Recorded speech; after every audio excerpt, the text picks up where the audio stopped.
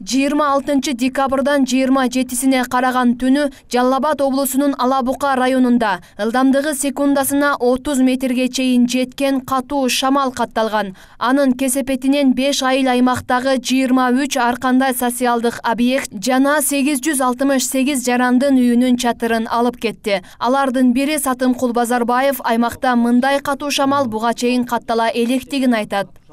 Мындай кырсыкты мен биринчи жолу жашагандан бери 40 жылдан бери 50-60 жыл болуп калды. Мындай кырсыкты шамалды мындай биринчи жолу көрүшүм да.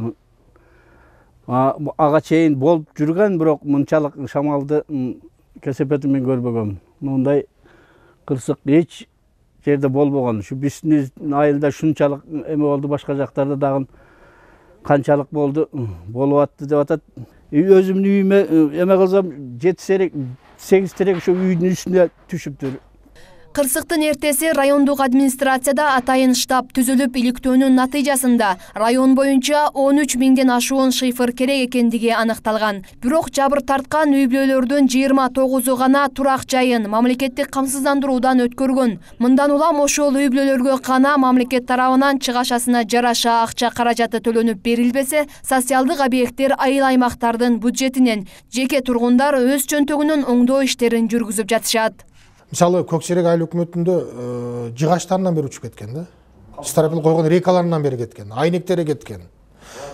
Айнектерди элдики негизинен шифр көп кеткен.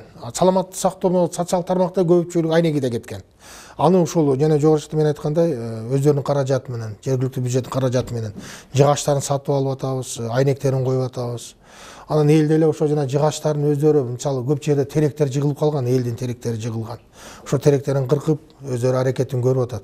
Учурда өзгөчө кырдаалдар министрлигинин жоопкерчилиги алдында Ала-Бука районуна шифр заводдон чыккан баада жеткирилип жатат.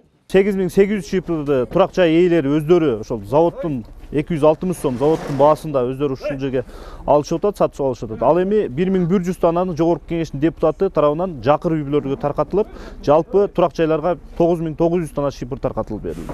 Ал эми социалдык объекттерге келип түшүп атат 1650 дана. Жалпысы бүгүнкү күндө 11550 дана келип түштү. Азыр аким жергиликтүү бийликтер дагы жетпей азыраак кем болуп аткандан суранышып атат. Эртең дагы 2 машина жүктөлүп чыгат 880 дана. Жергиликтүү бийлик өкүлдөрү билдиргендей, бүгүнкү күнгө карата жабыр тарткан 868 үйдүн 612си жана социалдык объекттердин 70% калыбына келтирилип бүттү. Сол үй почти жок эсепте биз тегиле таркаланган. Ал жардам берип келет, чоңураак башчылыгы жол кирүүчүлөрдүн эсебинен болуп атат. Бизге өкмөт базар наркында 260 сом берип атат. А колдо сакандар 360 сом сатылып атат. 100 сом бизге кереши болуп атат пайда биз жагы. Азыр Оркурда да күн аба ырайы минтип атат. Чилденин күнү болсо эртерээк ушуну пайдаланып казак элибизге пайда. Эртең суу өтүп кетсе жаман болот деп рахмат өкмөткө, МЧСке чоң рахмат.